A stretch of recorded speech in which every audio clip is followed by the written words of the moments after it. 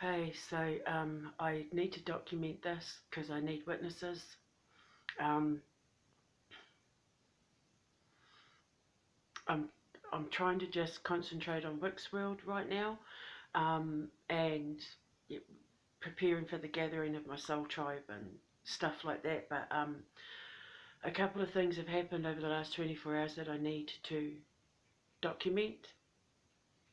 So I'm going to put them up on this channel. The first one is one of my dearest friends has just had to have a brain aneurysm removed. And she was absolutely terrified, and she doesn't really have anyone in her life, and so I had said to her that I was going to put myself into a suspended state of consciousness so that I could sit with her while she was having her procedure done, which was yesterday.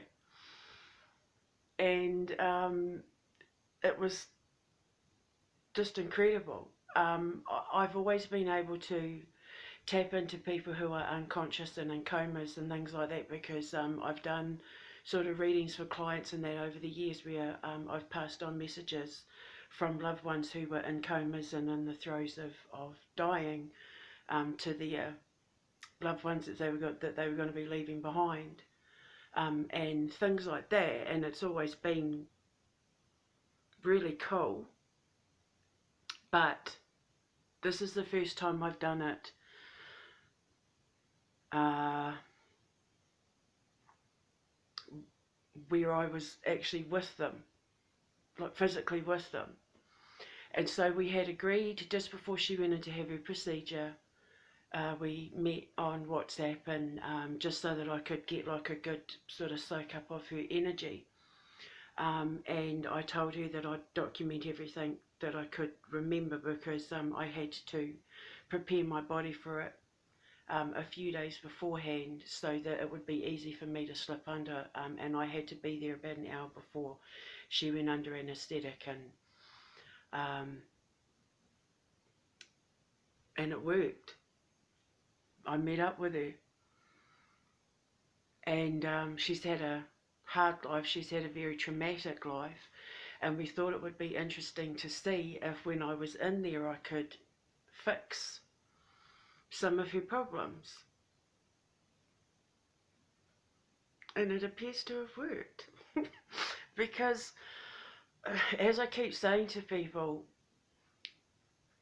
my brain works in a way that when I meet someone, when I see people, anything that has like an energy source, I see like a binary code, just like the Matrix. It's like a code that kind of like filters down my brain, and I can see glitches in their code that either means that I can.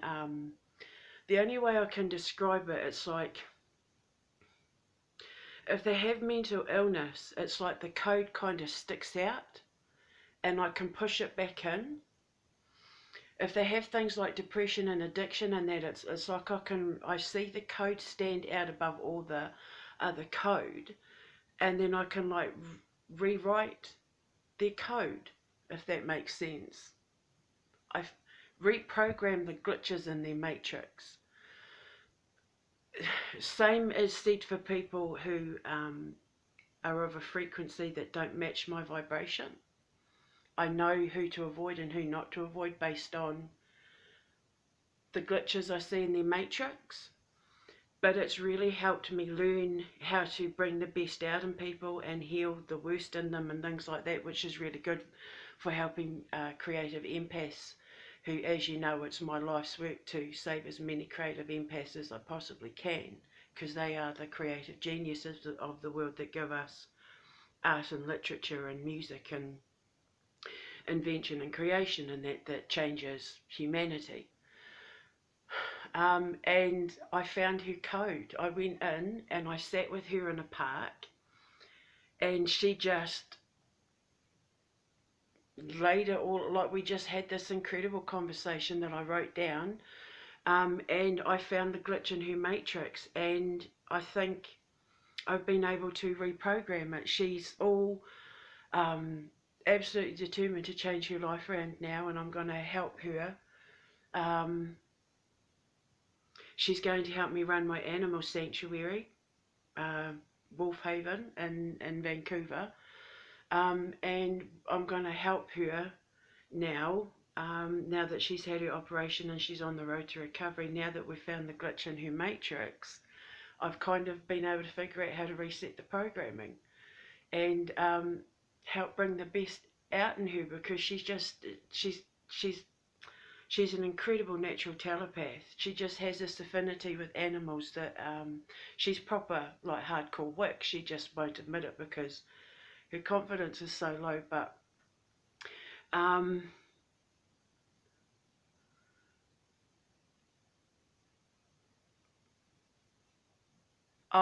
yeah, it's like holy heck. This that like a, I always thought having a bit of a, the way that I see people and the way that I read energy and frequency and that, like I know why I had to rely on my senses, because like, you know, my intuitive gift was removed a couple of years ago, and I had to rely on my animal totems to help me fine tune my senses. But it's done it to the point now where it's like the only way I've ever been able to describe it is my senses are like a cobweb, you know, and I'm like the spider in the slightest twang, and I'm able to figure out people's codes. And not just people, like plants, trees. Like I can look at a plant and know what it needs, and I can look at animals and you know, like it helps with natural telepathy. You can hear what they're saying and things like that. But when it comes to humans, when you see the glitch in the matrix, you're able to fix it and bring out the best in them and remove the worst in them. And it's just the most incredible feeling, because it's like a proper master makery relationship. You know, they trust me with the inner workings of their mind. But these people are allowing me to go in and sit in their mind, and with my little tool bag,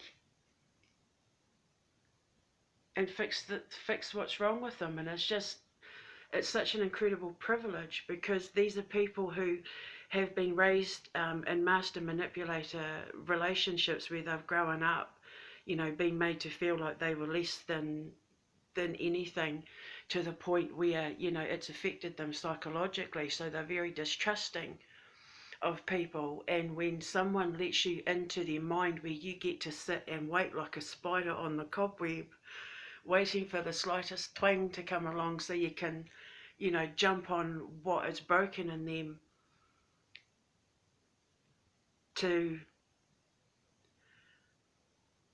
extract the poison or bite them with the antidote, if that makes sense.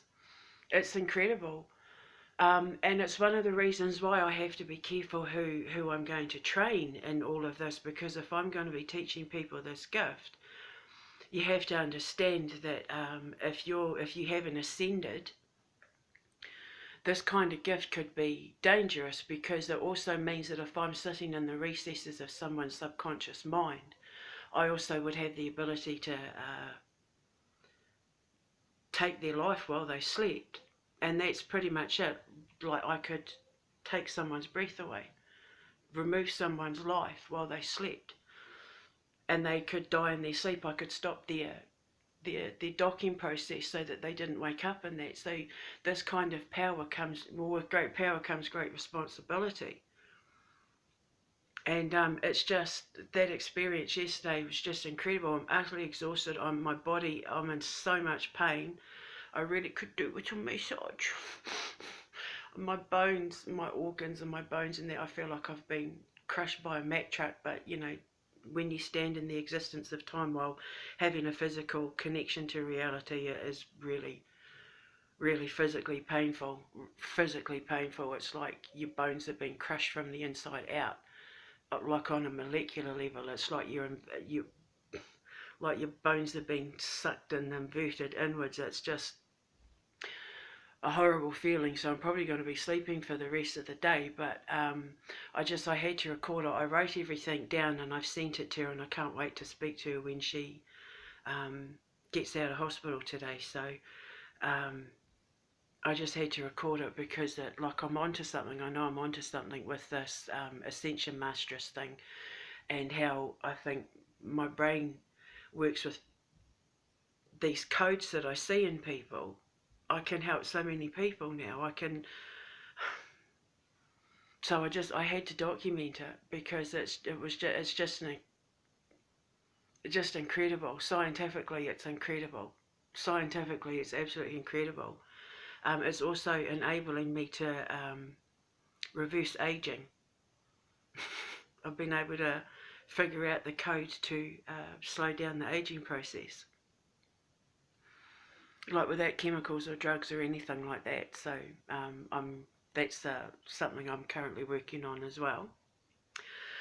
And then the other thing I wanted to record is that I've been getting messages, and I've been told to say that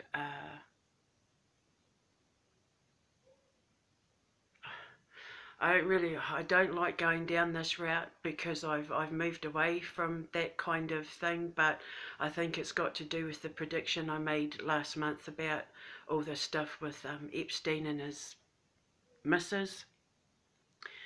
But I've been told to say that celebrity heads are about to roll, that Hollywood has blood on their hands and it's about to be exposed to the world, and that there's a lot of people in Hollywood who are about to have amazing falls from grace, very public falls from grace. And some of the most loved people in the world are about to become some of the most hated and some of the most hunted. And that the president is going to have to step in to possibly incite martial law or stop like a countrywide riot, because the rage of the people is about to build up as such that everybody's about to put their personal differences aside in order to stand on the side of justice and righteousness. If you know my history with my blog and my old channel, I talked about this a lot, about seeing Hollywood, Beverly Hills especially, on fire and tanks hitting the streets and things like that. I had always described the cleansing in America as far back as the 90s as LA riots meets V for Vendetta, but it's to do with children. I've always maintained and ascertained it was going to be because the truth was going to come out about children and what's really been going on. And this thing with that Jesleen, whatever her name is, I don't like saying her name, she's not worthy of the repeat, but I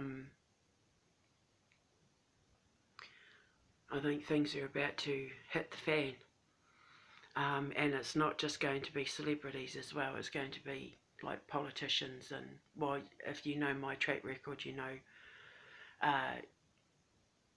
America's going to start a reset button for the rest of the world that's going to have a trigger effect on like people in Europe, and there's a whole new world about to be born, and it's going to be because the truth is going to come out about what's really been going on with my babies, what I've been trying to tell people for years. But this vision is to do with Hollywood, especially Hollywood.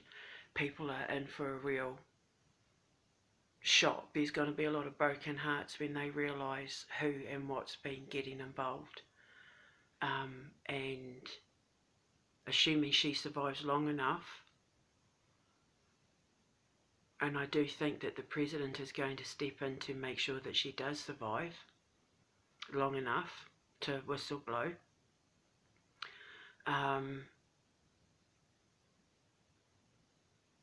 There's going to be a massive collapse that starts a regrowth. It's like a bushfire. A match is about to be lit. And there's a brown-haired boy, a teenage boy, who's going to be